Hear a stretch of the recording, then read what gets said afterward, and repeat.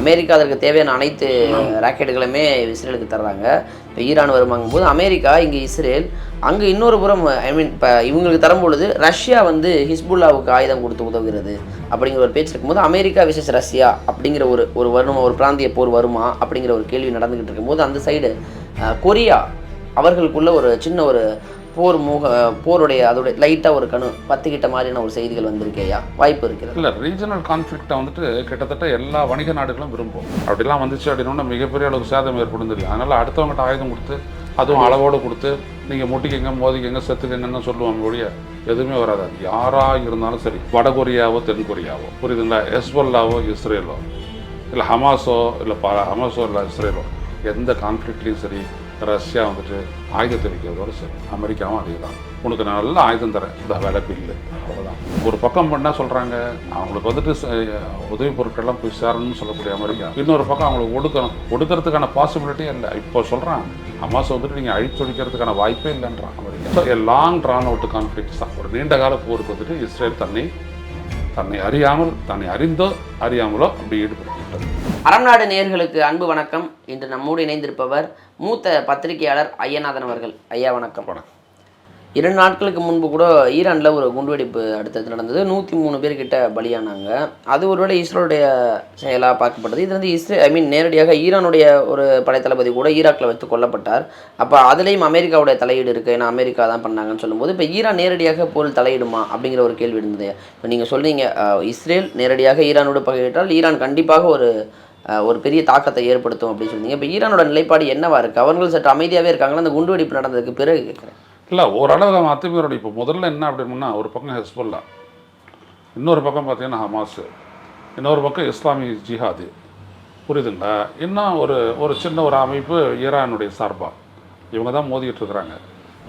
அந்த டெரிட்டோரிக்குள்ளே இவங்களோட ஒரு தாக்குதலை நடத்திட்டாங்க இஸ்ரேல்னா, அதுக்கப்புறம் தான் அவங்களுக்கு தெரியும் அவங்க எவ்வளோ பெரிய திட்டத்தோடு இருக்கிறாங்கன்னு. யாரும் உங்கள்கிட்ட இது இருக்குது உங்கள்கிட்ட அது இருக்குது அப்படின்னு பயப்பட போகிறதில்ல. நான் ஏற்கனவே சொன்ன மாதிரி பாகிஸ்தான்லேருந்து நியூக்ளியர் ஆர்ம்ஸ் எல்லாம் இந்தாண்ட வரதுக்கு எவ்வளோ நேரம் ஆகும்? ஆல்ரெடி ஒரு சைடு ஹவுதி வந்து அமெரிக்காக்கே சவால் விட்டுக்கிட்டு இருக்காங்க, அவர்களுக்கு அப்புறம் எல்லாம் பிடிக்கும். அதான் நான் அடிப்போம், எங்களை ஒன்றும் நீ அழிச்சிடலாம் முடியாது அப்படின்னு அவங்க சொல்கிறாங்க. That is true. Ideologically they are functioning. இராணுவ பலம் கொண்டு இல்லை, ஐடியாலஜிக்கலி எங்களுக்கான இடம், எங்களுக்கான ஸ்டேட்டு. நான் ஒன்றுக்கு அடிமைப்பட்டு நான் வாட தயாராக இல்லை. இதைத்தான் வந்துட்டு நம்ம ஒரு மாதிரி பேசினாலும் மற்றவங்க என்ன சொல்கிறாங்க, அது அவங்களுடைய சுதந்திர போராட்டம், அவங்களோட சுதந்திரம். நீ ஹமாஸ் ஒரு பயங்கரவாத இயக்கம்னா நீங்கள் வந்துட்டு இங்கே நம்மளுடைய ஆங்கில தொலைக்காட்சிகள் முடங்குற மாதிரிலாம் முடங்க முடியாது. காரணம் என்ன அப்படின்னா நம்மளுக்கு தெரியும் ஹமாஸ் யாருன்னு. 2006 தேர்தலில் they are represented by they are representing Palestine people. அப்போ இதுதான் பார்க்கணும். அதான் சொன்னார்ல ஐநாவுடைய பொதுச் செயலர் அண்டோனியோ குட்ரோக்கி என்ன சொன்னார், என்னோட குட்ரோக்கில் ஐநாவுடைய பொதுச் செயலர் சொல்லும்போது சொன்னார், இந்த 1400 பேர் கொண்டாங்கன்னு சொல்கிறேன்ல ஹமாஸு, அது ஒன்றும் வெற்றிடத்துலேருந்து வந்த தாக்குதல் ஒன்றும் கிடையாது, அது ஒரு தொடர்ச்சியில் வந்தது தான் அப்படின்னாரு ஆண்டோனியோ கட்டாரஸ். சொன்னது என்னன்னா, வெற்றிடத்துலேருந்து உங்களுக்கு ஒன்றும் தாக்குதல் எதிராக வரல, நீ தொடர்ந்து அவங்களை அடிச்சுட்டு இருந்தேன், அதனுடைய தொடர்ச்சி தான் அது. அதனால செப்பரேட்டாக பார்க்க வேண்டியது இல்லை. அப்போ தான் அவன் சொல்கிறான் you are siding with terrorist. அவருக்கு யார் எது பேசுனாலும் ஆர் சைடிங் வித் டெரரிஸ்ட். இவனுடைய அந்த குருட்டு நியாயத்தை வந்துட்டு அநியாயத்தை வந்து நம்ம ஒத்துக்கணும், இல்லாட்டி you are siding with terrorist அப்படின்னு ஒரு சொல்கிறது. அவ்வளோதான்.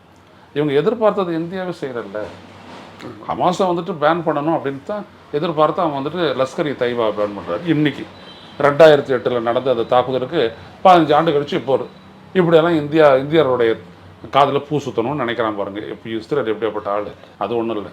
அவங்க எப்படி குறி வைக்கிறாங்கன்னா, இஸ்ரேலோட நீ யார் தொடர்பு வச்சுக்கிட்டாலும் அவங்க என்னோட எதிரின்றாங்க. இந்த இடத்துல தான் வருது. இப்போ இஸ்ரேலோட வியாபாரம் பண்ணக்கூடிய எந்த ஒரு நாடும் யோசிக்க முடியாது. இதுதான் ஹவுதிஸ் வாண்டட், இதுதான் அவங்களுக்கு தேவை.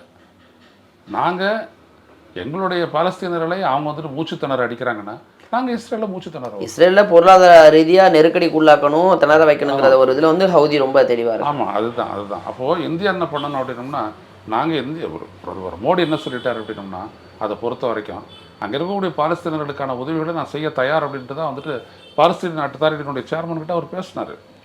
பட் அதுக்கப்புறம் அவங்க என்ன பேசுனாங்க, என்ன இவங்க கொடுத்தாங்கன்றது ஒன்றும் தெரியலை.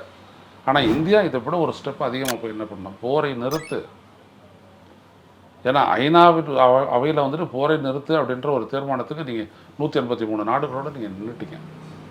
ஸோ அப்போ நீங்கள் பண்ண வேண்டிய ஒரே விஷயம் என்னென்னா போரை நிறுத்தி விட்டு அந்த உணவுப் பொருட்கள் எல்லாம் அங்கே போட்டோம், மருந்து பொருட்கள் எல்லாம் போட்டோம், பேச்சுவார்த்தையை நடத்து.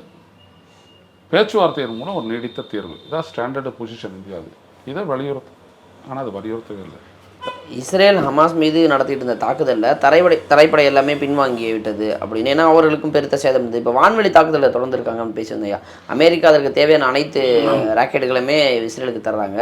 இப்போ ஈரான் வருமாங்கும் போது அமெரிக்கா இங்கே இஸ்ரேல், அங்கே இன்னொரு புறம் இப்போ இவங்களுக்கு தரும்பொழுது ரஷ்யா வந்து ஹிஸ்புல்லாவுக்கு ஆயுதம் கொடுத்து உதவுகிறது அப்படிங்கிற ஒரு பேச்சு இருக்கும்போது அமெரிக்கா விசஸ் ரஷ்யா அப்படிங்கிற ஒரு வருமா, ஒரு பிராந்திய போர் வருமா அப்படிங்கிற ஒரு கேள்வி நடந்துக்கிட்டு இருக்கும்போது அந்த சைடு கொரியா அவர்களுக்குள்ள ஒரு சின்ன ஒரு போருடைய அதோடைய லைட்டாக ஒரு பத்துக்கிட்ட மாதிரியான ஒரு செய்திகள் வந்திருக்கேயா, வாய்ப்பு இருக்கிறது? இல்லை, ரீஜனல் கான்ஃப்ளிக்டை வந்துட்டு கிட்டத்தட்ட எல்லா வணிக நாடுகளும் விரும்பும்.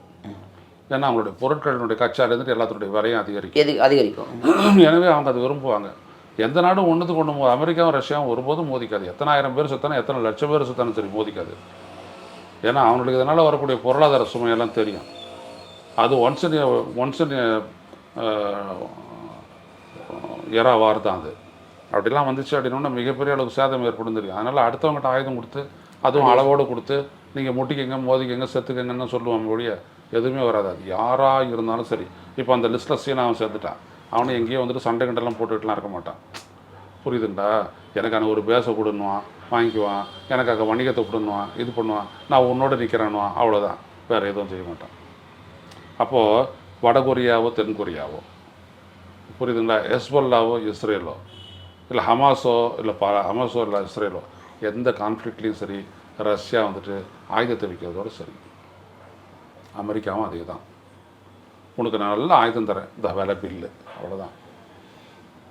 ஸோ அதை வேணால் நீ கடனை வேணாம் வாங்கிக்கோ, இப்படி வேணால் சொல்லுவார். ஏன்னா அங்கே வந்துட்டு எவ்வளோ காலம் தான் அந்த ஆயுதங்கள் கிடக்கும், அதை எடுத்து எங்கேயாவது பயன்படுத்த வேணாம். உயர பொருளுக்கு ஈடாக வச்சு தான் அவங்க பண்ணிகிட்டு இருக்கிறாங்க. அவங்களுடைய கொள்கை அந்த மாதிரியான ஒரு கொள்கை. அதுதான் உலகத்தினுடைய அமைதியை வந்துட்டு காஸ்ட்லி ஆகுது. அப்போது ஒரு பக்கம் பண்ணால் சொல்கிறாங்க அவங்களுக்கு வந்துட்டு உதவி பொருட்கள்லாம் போய் சேரணும்னு சொல்லக்கூடிய அமெரிக்கா, இன்னொரு பக்கம் அவங்களுக்கு ஒடுக்கிறதுக்கான பாசிபிலிட்டியே இல்லை. இப்போ சொல்கிறான் ஹமாஸை வந்துட்டு நீங்கள் அழிச்சொழிக்கிறதுக்கான வாய்ப்பே இல்லைன்றான் அமெரிக்கா. கிடையாது. அப்போ உனக்கு உணர்ந்துட்டல்ல, அப்புறம் ஏன் இவ்வளோ நல்லா பெருசாக இருந்தது? அதில் எவ்வளோ குழந்தைங்க, 23,000 பேர் தான், எவ்வளோ குழந்தைங்க செத்து போயிருக்கு, எவ்வளோ அடல்ட்ஸ், அவங்களுக்கு இந்த போருக்கு என்ன சம்மந்தம்? கொல்லப்பட்டவங்கெல்லாம் வந்துட்டு ஹமாஸ்ன்னு சொல்ல முடியுமா? அப்போ பிரிக்க முடியாத ஒரு விடயத்தை வந்துட்டு நீ அப்படியே வச்சுக்கிட்டு பேசுகிறதுல என்ன இருக்குது? நீ உள்ளே வந்து அடிக்கிற அளவுக்கு அவன் ஆகிட்டான். என்றைக்கும் நீ உன்னை எஸ்டாப்ளிஷ் பண்ணிக்க முடியாது காசால். அப்புறம் எதுக்கு போகிற நடத்துகிற? இப்போ பண்ணிகிட்டு இருக்கக்கூடிய எல்லா விஷயமே வந்து சேர்த்து என்ன பண்ணிச்சு அப்படின்னோம்னா, இவ்வளோ தூரம் குண்டு வீசி அவங்கள வீடுகளற்றவர்களை ஆக்கி அவங்களுக்கு உணவு, தண்ணீர், மின்சாரம், எரிபொருள் எதுவுமே இல்லாத பண்ணதனுடைய விளைவு ஆங்காங்கே அப்படி அப்படியே வாழறாங்க. 19 லட்சம் பாலஸ்தீனர்களுக்கு நடுவில் மிகப்பெரிய ஒரு நோய் பரவலுக்கான சாத்தியம் ஏற்பட்டு போச்சு. இது மிகப்பெரிய உயிர்ப்பலிகளை வந்துட்டு ஏற்படுத்தும் அப்படின்ட்டு அவன் சொல்கிறான். ஏன்னா நான் அந்த அளவுக்கு அன்ஹைஜீனிக் கண்டிஷன் தான். வாழக்கூடிய எந்த விதமான அடிப்படையும் மற்ற ஒரு சூழலில் இந்த நாடற்ற வீடற்ற பாலஸ்தீனர்கள் இன்றைக்கு வாழ்ந்துட்டு வராங்க. காசால் குண்டுகளை நீங்கள் வீசிட்டு வரீங்க. எய்ட்ஸ் எல்லாம் வேறு வரமா, இது உதவி பொருட்கள் மட்டும் வரவே மாட்டேங்குது.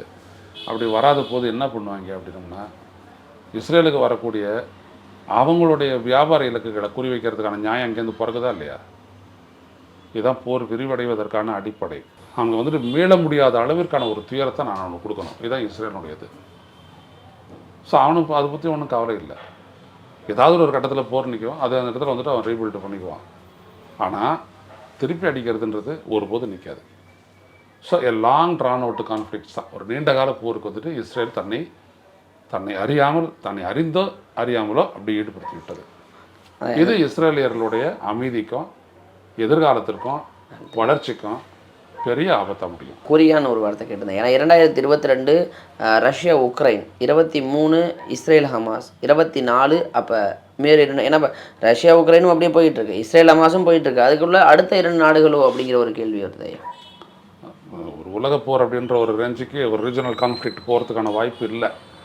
வடகொரியா ஒரு வேளை ஒரு 2-3 ஆம்ஸை தூக்கி அமெரிக்கா மேலே அடித்தான் அப்படின்னம்னாலும் கூட அவங்க வந்துட்டு நார்த் கொரியாவை தான் குறி வைப்பாங்களே ஒழிய, ஏன்னா நார்த் கொரியாவை குறி வைக்கணும், ஜப்பானையும் சவுத் கொரியாவும் காப்பாற்றணுன்ற ஒரு கட்டாயம் அமெரிக்காவுக்கு இருக்குது. அவனுடைய ஒரு போர்க்கப்பலை வச்சு அவன் எல்லாத்தையுமே சமாளிப்பான்.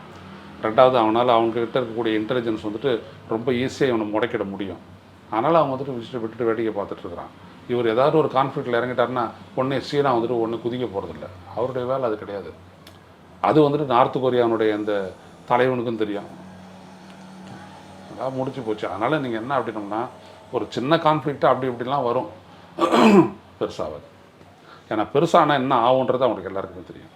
ஏன்னா இதற்கு கொஞ்ச நாளுக்கு முன்னாடி கூட ரஷ்ய அதிபரை போய் சந்திச்சு வந்தார் இல்லையா, அதற்கு பிறகு இந்த தாக்குதலுங்கும் போது தான் ஒரு கேள்வியாக இருந்தது. அவங்களுக்கு என்ன அப்படின்னோம்னா, இந்த ரீஜனில் வந்துட்டு நான் பலம் வாய்ந்தவன் தான் அப்படின்றத அடிக்கடி வந்துட்டு அவங்க தொட்டு காட்டிக்கிட்டே இருக்கணும். That is very important. அதுதான் அவங்க செய்கிறாங்க.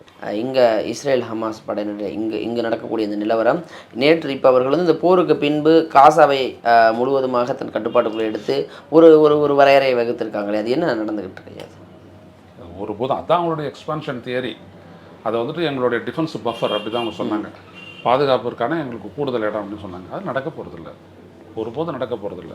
கனவுதான் ஹமாஸை அழிக்கிறதுல நீங்கள் தோற்று விட்டீர்கள் அப்படி தான் சொல்லுது அமெரிக்கா. முடியாது அப்படின்னு சொல்கிறதுனுடைய அர்த்தம் என்னது? அவ்வளோதான். இஸ்ரேல் தோற்றுருக்கீங்க அப்படிங்கிறதான் அப்படி இன்டெரக்டாக சொல்கிறாங்க. அதனால் அது முடியவே முடியாது. நான் இதை முன்னாடியே நான் சொல்லிட்டேன். என்ன அப்படின்னோம்னா, அவன் யூதன், நான் அரபு அப்படின்ற ஒரு எண்ணம் இருக்கிற வரைக்கும் முடியவே முடியாது. நான் சொல்கிறான்ல, பிறக்கிற குழந்தை ஒன்று இஸ்ரேலுக்கு எதிரியாக நினச்சி தான் வளரும். அதனால் எங்களை நீங்கள் அழிக்கவே முடியாது அப்படின்றான். அவ்வளோதான். இன்று முடிவுக்கு வந்தாலும் மீண்டும் மீண்டும் மீண்டும் அவர்களுக்கான அந்த விடுதலைங்கிறது கிடைக்காம தனக்குன்னு அந்த சுதந்திரம் கிடைக்காத வரைக்கும் இது தொடர்ந்து கொண்டே தான் இருக்கும். அந்த வரலாற்று நீண்ட போர் அப்படியே தான் இருக்கும். ஆமாம், வழியே இல்லை, நிறுத்துவதற்கான வழியே இல்லை. சரிங்கய்யா, வரும் நாட்களில் போர் எந்த திசை நோக்கி நகருதுன்னு பார்ப்போம். ஏன்னா இன்று ஹிஸ்புல்லாவும் பயங்கர ஆயுதங்களோடு இஸ்ரேல் அடிக்க ஆரம்பிச்சிருக்காங்க. என்ன நடக்குங்கிறத வரும் காலங்கள் பார்ப்போம் ஐயா. நிறைய தகவல்கள் பகிர்ந்துக்கிட்டீங்க. நேரம் கொடுத்ததுக்கு நன்றிகள் ஐயா.